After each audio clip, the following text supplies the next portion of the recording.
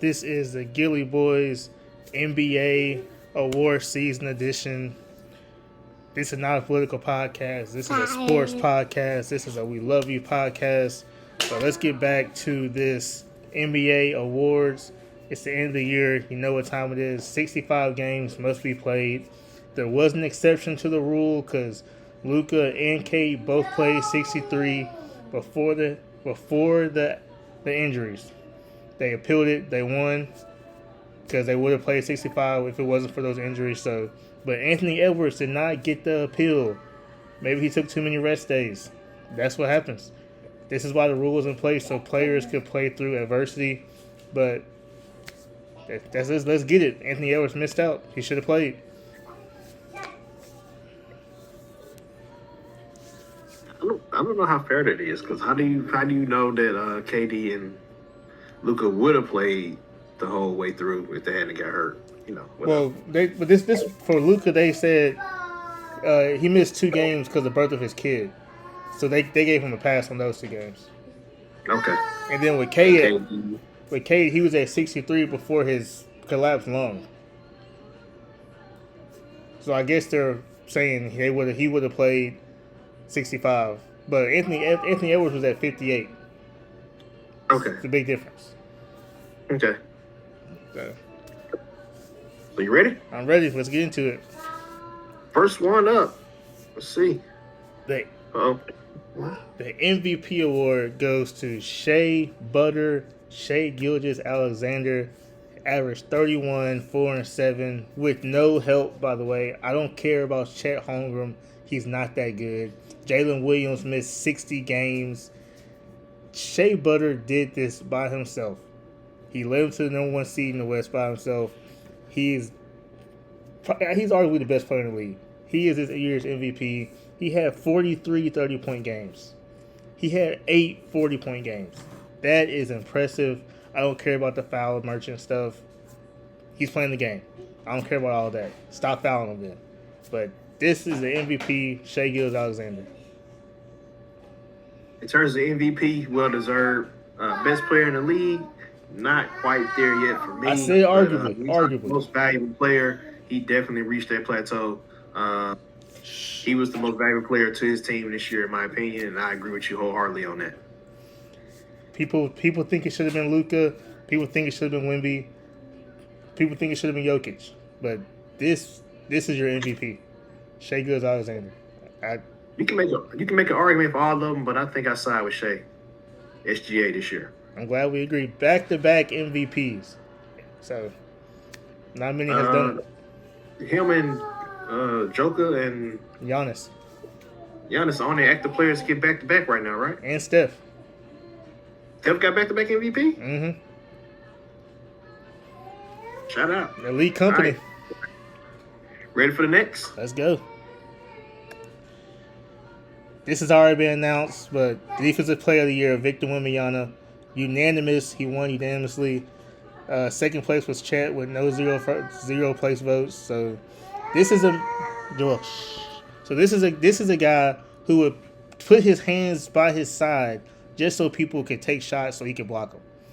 So if that is the screen Defensive Player of the Year, I don't know what does. He would go to the 3-point line just so he could run to the paint and block a shot. He had the most games with both a steal and a block in the same game. He averaged like 3.5 blocks a game, which is very impressive. Best defensive efficiency. Defensive Player of the Year, Victor Wembanyama. Yeah, the biggest slam dunk out there, man. This was easy. Anybody could have picked this one, I think. He's probably going to be winning this award a lot. We talking Marcus Camby, Dikembe Mutombo. Do you think he gets more than Rudy Gobert? Above those guys. Tyson Chandler levels above those guys on the defensive side of the ball. Do you think he gets more than Rudy Gobert? Yes. Rudy has 4. I think he does. Yeah. I think he does too. We talking like Dennis Rodman, Ben Wallace type elite defense right here. I agree. So shout out, man. You ready for the next one? Oh, let's get it. This was hard for me, man. I started to go co-rookie of the years, but you can't. I thought she was gonna go full blown Cooper Flag. Ain't gonna lie. No, it came down to number of games played. This dude played all 82 games as a rookie, starting in the starting lineup. And there's a conversation that there might be two. There might be a code. They might do code rookie of the year this year. But I think Con Knuckle deserves it. You take this Charlotte team. It's pretty much the same team as last year. You add him, and you add Kobe White. Con Knuckle flirted with a 50, 40, 90 his rookie year. He led the league in three pointers made. You know how many he had? No, how many? 278. That's a lot. You know who was second? In threes? Yeah. Somebody that chunks up a lot of them. I'll tell Steph you. Curry. LaMelo with 277. Whoa. So this dude led his team in three-pointers and led the league in three-pointers. 18 points, 19 points a game, 5 rebounds. Had 3 30-point games, I believe. So this is your rookie of the year. It helped Charlotte get to the play-in. It came down to games played. Mavs set Cooper Flag for no reason. Well, they're trying to lose games, so that's why he set them. But I gotta give it to Continental. Definitely my pick. I really am surprised. I really thought she was gonna go Cooper Flag. I couldn't do it, man. I couldn't do it. I was ready to argue with Knuckle, but I don't have to now because we're in agreement. So shout out. I like him. Maybe Kobe White gets some love for 6-man. We'll see. Let's see what the next slide got. Let's see. Coach of the year. This was a hard one, man. I had 3 coaches. I had JB Bickerstaff. I had Mitch Johnson, and I had Charles Lee. Only Charles Lee because he led the Hornets to a play and changed the whole organization. They were 6 and 25 in December. Ended with a running record. So that's why I had him in mind. But this goes to JB Bickerstaff, man. The Pistons were 2 years ago. They were like 17 and like 60 or 17 and 50. So now they're the number one seed. 2 years ago, though. I know, but 2 years he made them to the number one team in the playoffs, the number one seed the whole playoffs, with Cade Cunningham and Jalen Duren. So you're telling me Monty Williams can't do this? This is what you're telling me? JB Bickerstaff is a well-known coach, been around for a long time, even coached with the Knicks for a while, hated when he left. I love JB Bickerstaff, but I'm going to be honest with you. People knew Detroit was going to be good this year. That was expected. They were expected to be one of the top teams in the East. I went Lee with the Hornets. I believe he should have got it. I'm not going to lie to you. I'm sorry, JB. You my boy. But Charles Lee should have been a pick. Just me talking right there. I can't argue that because I thought about putting Charles Lee, but he turns out he wasn't even a finalist. So I was like, this is crazy. So I didn't know that. I didn't know it till I typed his name out and I just researched and I was like, dang, this is crazy. But I give it to JB. I think it should be Mitch Johnson because no one thought the Spurs would be number 2 seed in the West. How about that? I thought they were going to be really good this year. I thought they'd be good too, but not number 2 seed good. I mean, top 3. I thought they'd be top 3. But it's going to be the coach of the year will be JB Bickerstaff. There's no. I think everybody knows it. Shout out, man. I like JB Bickerstaff, man. Well deserved if he gets it. It's gonna be tough. It's gonna be tough. I don't think it'll be unanimous. It's definitely gonna be unanimous. I know I heard JJ Redick getting credit, Miss Johnson, JJ Redick, really? I don't think he deserves it, but I mean his team's good. He has three All NBA players, so okay. On to the next. It's good. This one was a hard one because I don't believe most improved players should go to a lottery pick, but in the same breath, this man was labeled a bust last year. He got traded in the offseason to Portland and started balling. So you telling me you got the Washington Wizards and you start balling? Yeah, this man is the most improved player of the year. I started to put Nickeil Alexander-Walker, but I saw the numbers Deni Avdija was averaging, and it goes straight to him. Just because he was labeled a bust. So shout out to Deni Avdija. Had 30 points yesterday against the Spurs in the first playoff game. Continuing to rise, 24, 6, and 6. Insane numbers. All NBA. This is my most improved player.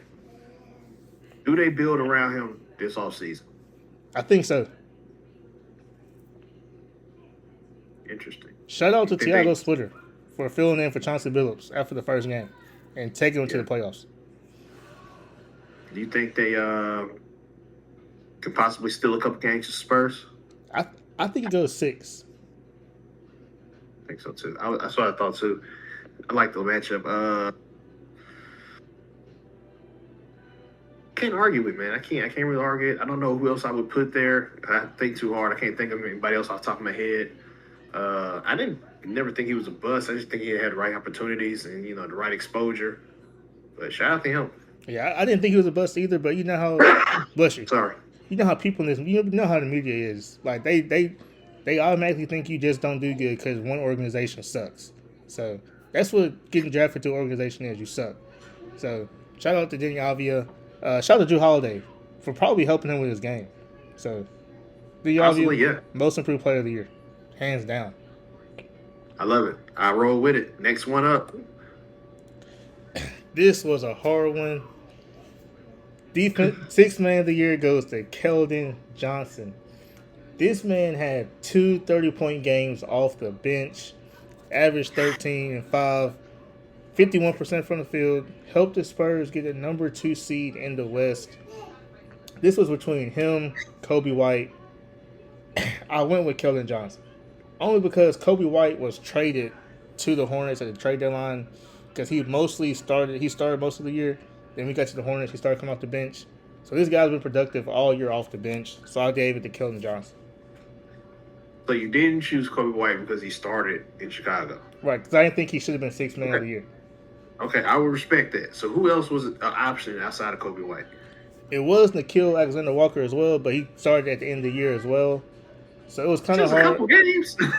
I know, but this man didn't start the whole year. And he played all 82 games. So that's another reason he played all 82 games. This was the hardest one to pick from. He's a good player. I'm not going to take nothing away from him on that. Definitely should be in consideration. Could possibly win it. I'm a little biased to Kobe White, must admit. You gonna tell people why? Huh? You gonna tell people why you biased towards Kobe White? Nope. Just thought he had a really good season. That's all. But this was a hard one, man. This was probably the one I had to think about the most. For him, Naz Reid, I chose him. I like Naz Reid too, but Naz Reid started a couple games this year, I believe. Yeah, especially when Rudy went out. So I gave it to the true sixth man. I respect that. On to the next. We know this is a new award. It happened last year. Clutch Player of the Year. A couple years. Oh, really? A couple years. Clutch Player of the Year. No conversation. It was between him and Ant-Man. This doesn't fall in the 60-game rules, by the way. This award doesn't. But Clutch Player of the Year goes to Shea Butter, Shai Gilgeous-Alexander. He has 175 clutch points. Leads the NBA. That's the only stat you need. So shout out to Shea Butter, man. I think it's the only state you need to win it. I want to say Jalen Brunson might have won this last year. I think he did. Yeah, and I think the year before might have been Tatum. I think Anthony Edwards won it the year before, I think. Oh, okay. I think I think this would be like the third year. And yep. I want to say this. I agree. No argument here. I mean, I started to put Brunson. Yeah. I started to, but I couldn't. Who? Jalen Brunson, but I couldn't ignore the points. I think Shea Butter earned it this year. Shout out, man. Doubling up out here. So I take it this might land him on the first team NBA. Duh, if he's MVP and Clutch Player of the Year. So we'll see. We shall see. Next slide. Oh, what we got here? First team all NBA predictions. This is the easiest one. Best players in the league right here. Shea got Cade, Nikola Jokic, Wemby, and Jaylen Brown. And I don't want from you people out here, I don't want Jaylen Brown hate. The Celtics were wrote off this year. Nobody thought they were gonna make it to be this good. Jaylen Brown carried them on his back to this number 2 seed. No one thought Tatum was coming back except Tatum. He came back, and Jaylen Brown still averaging 30. So this is my first team All-NBA. I can take you back to the summer of last year. No one thought the Celtics would be playing in the playoffs this year and actually being favored to win the East. So shout out to Jaylen Brown. He was a big part of that. He definitely deserves first team. Wemby, Joker, Shea, and Cade all deserve to be where they at. No arguments for me. Let's move on. Let's see what the second team look like. Marcus, I know you see a name on there, but I promise you it's no bias. Got I Luka. wouldn't even... Go ahead. You got Luka, Kawhi Leonard, who played 68 games, averaged 27. Jalen Brunson, Okay. KD, and Tyrese Maxey. Floor is yours. Take me through this. Take me through this. Take me through these picks. Okay, Luke. I feel like Luka and Kawhi are they're just given. Luka, he didn't make first team. I had to put him on second team. Jalen Brunson, he's the Knicks. He is the New York Knicks. He averaged 28 and like 7 and like 5. KD, without KD, the Rockets have a losing record. So KD averaging 25. I had to put him in second team. Tyrese Maxey led the league in steals, total steals, led the league in minutes, averaged 26. I'm just curious, what's Maxey's efficiency rating? I mean, is he what's his plus minus? I gotta look it up, but I feel like it's pretty. I feel like it's pretty high. KD, I just don't agree with it all. I don't think he should be there. Really, I feel like this is a. you gotta keep in mind the 65 game rule. So a lot of players didn't make the cut. I'm okay. Let me see. I need to see him on third team. Cause I got to know who he got in front of. I would have gave you third honorable mention, but second team. You gotta keep in mind it's also positionless too. So I understand. Yeah, that's just what just kind of. that makes it harder for him. Huh? That makes it harder. I mean, he had a solid season. I don't know if he had a all NBA season, But that's I don't know.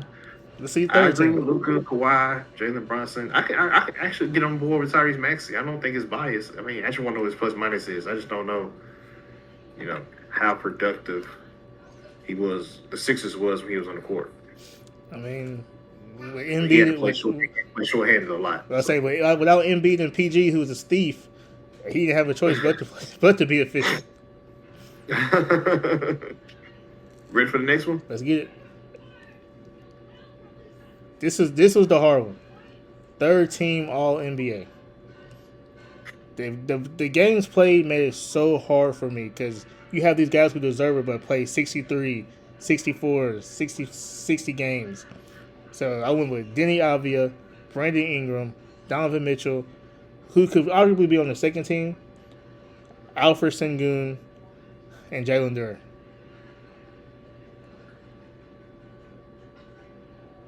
Who barely missed eligibility? Barely missed it, as in like who's not on the list. Yeah, who's not eligible? It was Chet who played 63 games. It was, I want to say it was another big man. He played like 60 games. And I wanted to put James Harden, but I feel like after the trade his production went down, so I put Donovan Mitchell. I actually think the third team beats second team. Really? Alfred Sengun is one of the most underrated players in the league. I'm hoping he makes a name for himself in the playoffs this year. Jalen Duren, young man, is coming. Hope he makes All NBA. Donovan Mitchell, the Spider, one of my favorite players, man. He's undersized but never out of it. Shout out to him. Brandon Ingram, well deserved. Nate Avia leading the Trailblazers into the playoffs like that. I actually like this. Like I said, the only one you really get pushback from me on is KD. So I mean, I understand. I could have put him on. I should have put him on third team, but I think he'll get the second team All NBA recognition. Probably. He KD. The last thing we got is the 2 rookie teams. I didn't do an all defensive team because I think defensive teams are a joke. Some people who don't play defense make it, so I didn't even worry about it. But the all rookie first team goes to Cooper Flagg, Con Knueppel, VJ Edgecombe, Dylan Harper, and Colin Murphy Bowles. This team was the most efficient rookies of the season, for one. VJ Edgecombe played, I believe 79 games, Con 82. Cooper Flagg put up 50 points, 40 points, and 30 points back-to-back games. Dylan Harper could have been sixth man of the year if it wasn't for Keldon Johnson. So that's my first team, really. No real force for me. I think you picked the right guys there. Interested to see who you got on the second team. I didn't think I think the rookie class is nice up top. Don't know how deep it is down the middle. So ready to see this next slide. Let's get it. Second team All NBA recognition. Ace Bailey, Maximin Renaud, Derek Queen. I remember I told you about that boy Cedric Howard when he got drafted. I told you about him. And Trey Johnson.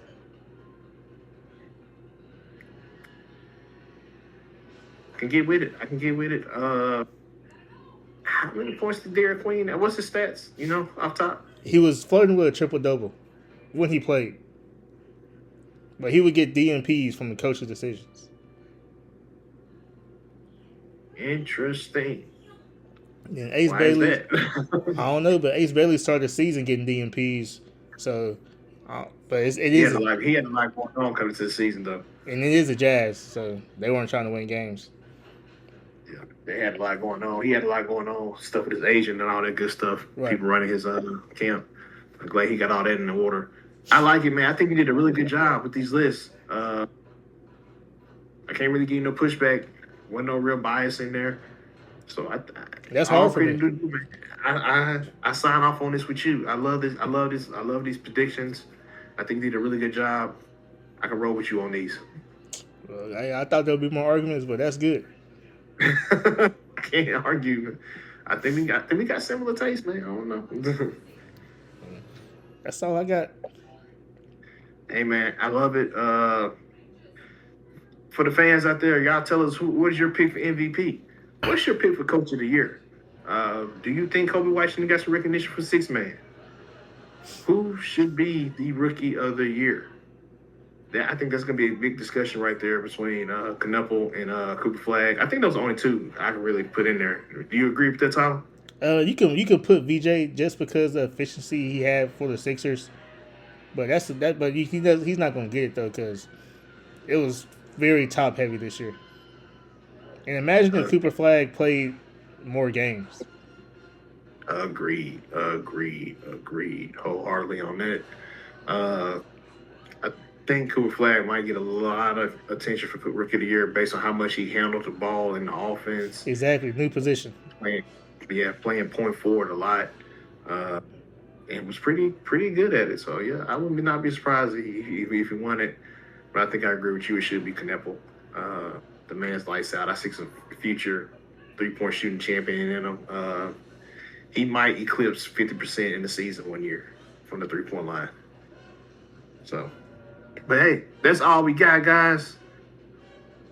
Thanks for all the love and support. Like, share, and subscribe. With that, we out.